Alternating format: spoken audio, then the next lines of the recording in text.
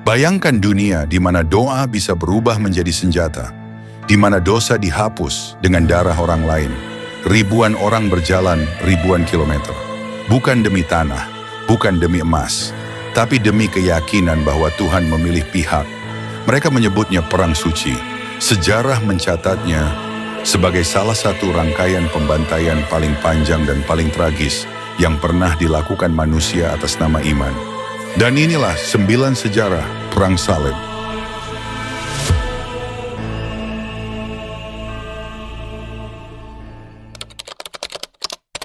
Perang Salib Pertama. Tahun 1095, Eropa tenggelam dalam kemiskinan, kelaparan, dan ketakutan akan dosa. Di timur, Kekaisaran Bizantium runtuh perlahan, terhimpit oleh kekuatan Muslim Seljuk. Dan di tengah semua itu, berdirilah sebuah kota suci, Yerusalem. Kota yang disucikan 3 agama, Islam, Kristen, dan Yahudi. Tanah doa yang berubah menjadi tanah darah. Di kota Clermont, Prancis, seorang pria tua berdiri di hadapan ribuan orang. Dialah Paus Urbanus II. Dengan suara menggema, ia melukiskan kisah penderitaan peziarah Kristen di Tanah Suci. Ia berbicara tentang penghinaan, pembantaian, dan ancaman terhadap iman. Lalu ia berteriak, Deus vult, Tuhan menghendakinya. Teriakan itu menjalar seperti api. Petani, bangsawan, ksatria, bahkan penjahat, semua merasa dipanggil Tuhan. Dosa akan diampuni, surga dijanjikan. Pedang menjadi doa, perang menjadi ibadah. Tahun 1096, gelombang pertama berangkat tanpa latihan, tanpa logistik. Mereka mati kelaparan, dibantai, atau hilang di jalan. Sejarah mengenang mereka sebagai People's Crusade dan kehancuran mereka. Gelombang kedua datang dengan baja dan strategi. Ksatria sejati, panji salib berkibar. Mereka mengepung Antiokhia, berbulan-bulan kelaparan, hingga kota itu jatuh disertai pengkhianatan dan pembantaian. Lalu Yerusalem. Tahun 1099, tembok runtuh, pedang terangkat, darah mengalir di jalanan kota suci. Sejarawan mencatat, mayat bertumpuk, doa bercampur jeritan, dan kota suci berubah menjadi neraka. Yerusalem akhirnya jatuh ke tangan pasukan salib. Kerajaan Latin Yerusalem didirikan. Eropa bersorak, gereja menang. Namun di balik kemenangan itu, tertimbun kebencian, trauma, dan luka yang tak pernah sembuh. Perang Salib Pertama bukan akhir. Ia hanyalah awal dari 2 abad peperangan suci yang membuktikan satu hal. Ketika Tuhan dibawa ke medan perang, manusia sering berubah menjadi monster. Perang Salib Kedua. Kemenangan Perang Salib Pertama ternyata rapuh.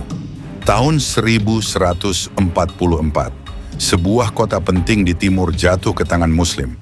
Namanya Edessa. Benteng Kristen pertama kini runtuh. Kabar itu mengguncang Eropa. Gereja panik. Tahta-tahta kerajaan gelisah. Dan sekali lagi, perang suci dipanggil. Seorang biarawan kurus, bermata tajam, naik ke mimbar. Dialah Bernard dari Clairvaux. Dengan lidah seperti pedang, ia membakar iman massa. Ia bersumpah, Tuhan kembali menghendaki perang. Raja-raja pun bangkit. Louis ke-7 dari Prancis. Konrad ke-3 dari Kekaisaran Romawi Suci. Bukan lagi petani, bukan lagi orang miskin. Kini, mahkota dan salib berjalan bersama. Namun sejak awal, segalanya salah. Di Anatolia, pasukan salib tersesat. Logistik hancur. Musuh tak terlihat, hanya panah dari kejauhan. Penyakit dan kelaparan membunuh lebih banyak daripada pedang. Pasukan Konrad ke-3 dihancurkan hampir total. Pasukan Louis ke-7 berjalan di atas mayat dan keputusasaan. Tahun 1148, target mereka berubah, Damaskus, kota kaya, kota strategis. Namun pengepungan itu kacau, tidak ada persatuan, tidak ada rencana jelas. Sekutu saling mencurigai. Dalam hitungan hari, pasukan salib mundur. Mundur dengan rasa malu, mundur tanpa kemenangan, mundur sambil meninggalkan ribuan mayat. Perang Salib Kedua berakhir tanpa kemenangan, tanpa kemuliaan, tanpa restu sejarah. Raja-raja pulang dengan kepala tertunduk, gereja kehilangan wibawa, dan dunia Islam semakin bersatu. Dari kegagalan inilah akan lahir seorang pemimpin besar, seorang tokoh yang akan mengubah segalanya, namanya Salahuddin. Dan perang baru saja dimulai. Perang Salib ketiga, tahun 1187. Di bawah matahari gurun yang membakar, pasukan salib hancur di Hattin. Salib-salib runtuh, kesatria dibantai, dan Yerusalem jatuh kembali ke tangan Islam. Pemimpinnya bukan orang biasa, ia tenang, disiplin, tegas. Namanya Salahuddin al-Ayyubi. Yerusalem direbut, tanpa pembantaian, tanpa sungai darah, sebuah tamparan moral bagi dunia Kristen. Eropa gemetar, gereja berteriak, dan perang salib ketiga pun dipanggil. 3 raja besar bangkit, 3 mahkota, 3 ambisi. Yang pertama, Frederick Barbarossa, Kaisar Romawi Suci. Namun sebelum mencapai Tanah Suci, ia tenggelam di sungai kecil, tanpa pertempuran, tanpa kemuliaan. Pasukannya tercerai-berai. Yang kedua, Raja Prancis. Datang, lalu tenggelam dalam intrik politik. Dan yang ketiga, yang paling dikenang, namanya Richard I. Singa dari Inggris, ksatria sejati, jenius perang, dan haus kemuliaan. Ia merebut Acre. Ia menghancurkan pasukan Salahuddin di Arsuf. Pantai dikuasai kembali, namun Yerusalem tetap tak tersentuh. Richard tahu satu hal, menyerang kota itu berarti bunuh diri. 2 musuh besar pun saling menatap. Bukan dengan kebencian buta, tapi dengan rasa hormat. Tidak ada duel epik, tidak ada penaklukan besar. Yang ada, perjanjian. Richard pulang tanpa Yerusalem. Salahuddin tetap memegang kota suci. Peziarah Kristen diizinkan datang, tanpa pedang. Perang salib ketiga berakhir, tanpa pemenang sejati. Hanya satu pelajaran tertinggal, bahwa kehormatan bisa hidup, bahkan di tengah perang suci. Namun Yerusalem masih diperebutkan. Dendam belum padam. Dan sejarah belum selesai. Perang salib keempat. Ini bukan kisah perang suci. Ini kisah pengkhianatan terbesar dalam sejarah perang salib. Awalnya, tujuan mereka jelas. Mesir, kunci kekuatan dunia Islam. Jika Mesir jatuh, Yerusalem akan menyusul. Namun sejak langkah pertama, perang ini sudah ternoda. Pasukan salib tak punya cukup uang. Kapal-kapal raksasa telah menunggu di pelabuhan Venesia. Dan kota dagang itu tidak berperang demi Tuhan. Ia berperang demi emas. Di balik layar berdirilah seorang pria tua, licik, dan buta, Enrico Dandolo. Ia menawarkan solusi, tapi dengan harga pengkhianatan. Target pertama bukan Muslim, bukan Yerusalem, melainkan kota Kristen, Zara, salib di dada, pedang di tangan, dan korban, sesama Kristen. Gereja murka, Paus Innocentius III mengutuk mereka, namun kutukan itu tenggelam oleh bau darah dan harta rampasan. Lalu datang tawaran yang lebih gelap. Seorang pangeran Bizantium menjanjikan emas, pasukan, dan persatuan gereja jika salib membantunya merebut tahta. Dan arah perang pun berubah, bukan ke Yerusalem, tapi ke jantung Kristen Timur. Perang salib keempat berakhir tanpa Yerusalem, tanpa Mesir, tanpa kehormatan. Yang tersisa hanya reruntuhan dan satu kebenaran pahit. Ketika iman bertemu keserakahan, Tuhan pun disingkirkan dari medan perang. Inilah satu-satunya perang salib yang tidak pernah mencapai tanah suci, tapi berhasil menghancurkan dunia Kristen itu sendiri. Perang salib kelima. Mereka belajar dari kegagalan, atau setidaknya mereka mengira begitu. Setelah Yerusalem hilang, para pemimpin Kristen menyusun rencana baru. Bukan langsung ke kota suci, targetnya Mesir, jantung kekuatan Muslim. Jika Mesir jatuh, Yerusalem akan menyusul. Dan sekali lagi, gereja meniupkan api perang. Di Roma berdiri sosok berambisi besar, Paus Innocentius III. Ia menyerukan perang suci terbesar berikutnya. Namun ia wafat sebelum melihat hasilnya. Api tetap menyala, dan perang salib kelima pun bergerak. Tahun 1218, pasukan salib mendarat di Mesir. Target pertama, Damietta, kota pelabuhan yang kuat.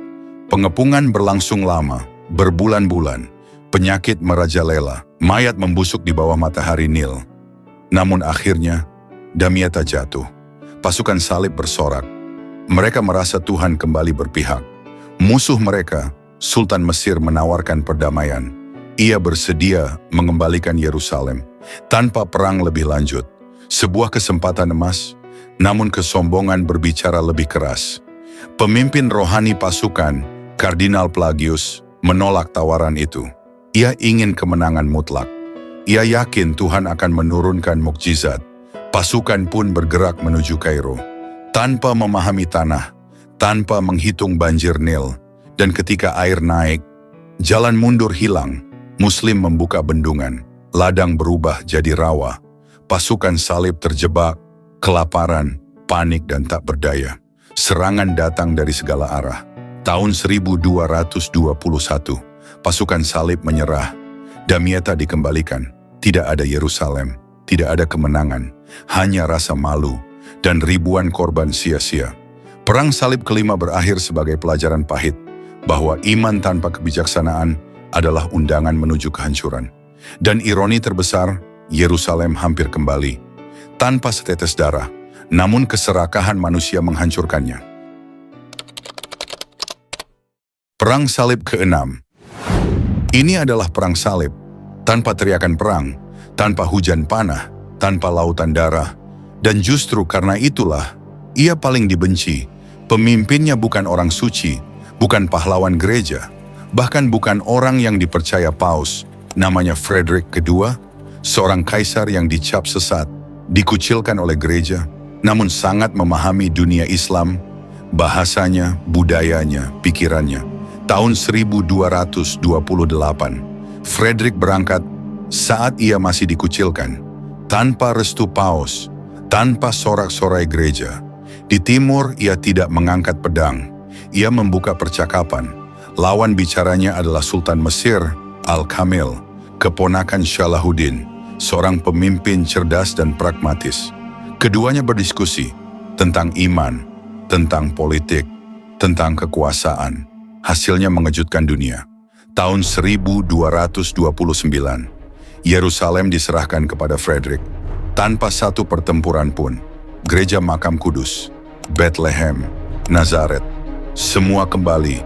Lewat perjanjian, bukan pembantaian.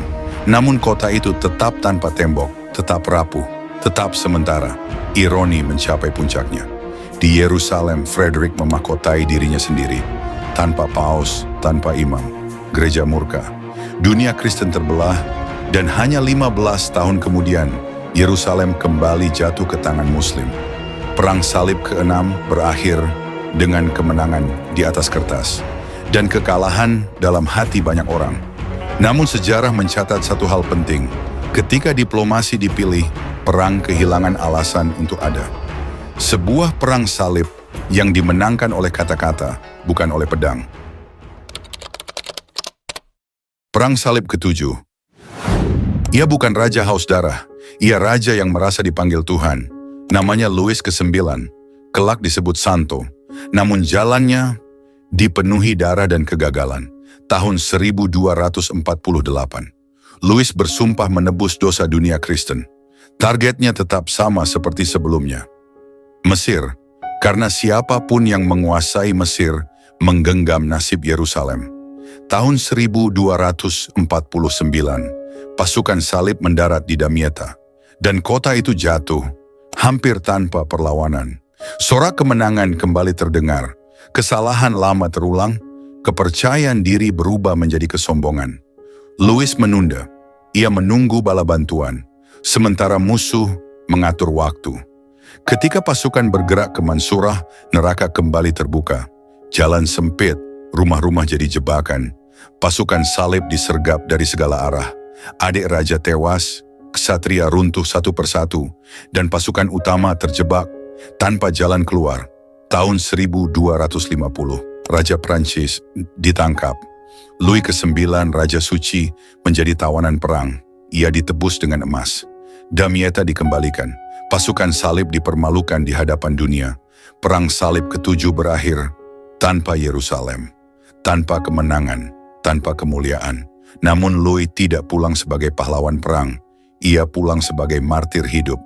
Dan ironinya, kesalehan pribadi tidak pernah cukup untuk memenangkan perang suci. Perang Salib ke-8. Perang ini singkat, namun tragis. Ia bukan dimulai oleh kemenangan, melainkan oleh obsesi. Pemimpinnya masih orang yang sama, raja yang pernah ditawan, raja yang tak pernah menyerah pada keyakinannya. Namanya Louis ke-9, tahun 1270. Louis kembali mengangkat salib. Namun kali ini, bukan Yerusalem, bukan Mesir. Targetnya Tunisia, bukan karena kota itu suci, melainkan karena perhitungan politik yang keliru. Ia percaya penguasanya bisa dipaksa masuk Kristen, atau dijadikan batu loncatan ke Mesir. Keyakinan itu mahal harganya. Pasukan mendarat di dekat Kartago, namun mereka tidak menemukan kejayaan. Musuh terbesar mereka bukan pedang, bukan panah, melainkan penyakit. Panas Afrika Utara membakar, air tercemar, wabah menyebar di perkemahan. Satu persatu, tentara runtuh, tanpa pertempuran besar, tanpa kemuliaan perang. Dan akhirnya, raja itu sendiri tumbang. Louis ke-9 meninggal di tenda perang. Bukan oleh pedang musuh, melainkan oleh penyakit dan panas. Tentara kehilangan pemimpin, misi kehilangan arah. Perang pun berhenti begitu saja. Perang Salib ke-8 berakhir tanpa kemenangan, tanpa penaklukan, bahkan tanpa pertempuran berarti.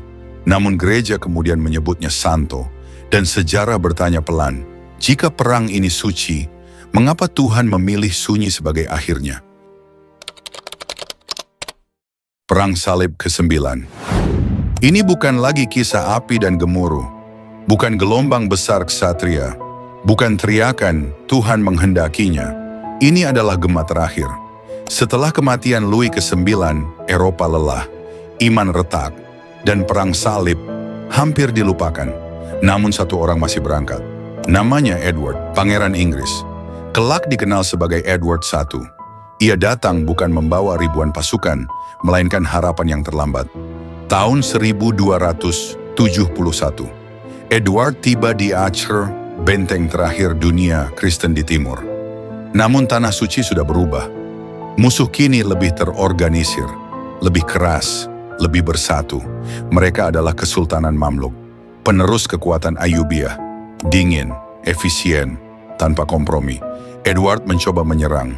Beberapa pertempuran kecil terjadi, tidak menentukan, tidak mengubah apapun. Lalu, datang dari bayangan, seorang pembunuh menyusup ke kamar Edward. Sebuah belati beracun, satu tusukan hampir mengakhiri segalanya. Edward selamat, namun pesan itu jelas. Tanah suci tidak lagi menginginkan mereka. Tahun 1272, Edward pulang ke Inggris, tanpa Yerusalem, tanpa kemenangan. Tidak ada perjanjian besar, tidak ada sorak-sorai, hanya keheningan. Perang Salib ke-9 berakhir tanpa penutup resmi, seperti lilin yang padam karena kehabisan napas. Beberapa tahun kemudian, Acre pun jatuh, dan dunia Kristen kehilangan tanah suci untuk selamanya. 9 perang salib, 2 abad darah, doa, dan pengkhianatan. Mereka berangkat membawa salib, dan pulang membawa luka sejarah. Dan mungkin itulah pelajaran paling pahit, ketika iman dipaksa berjalan bersama pedang, yang tertinggal bukan surga, melainkan abu.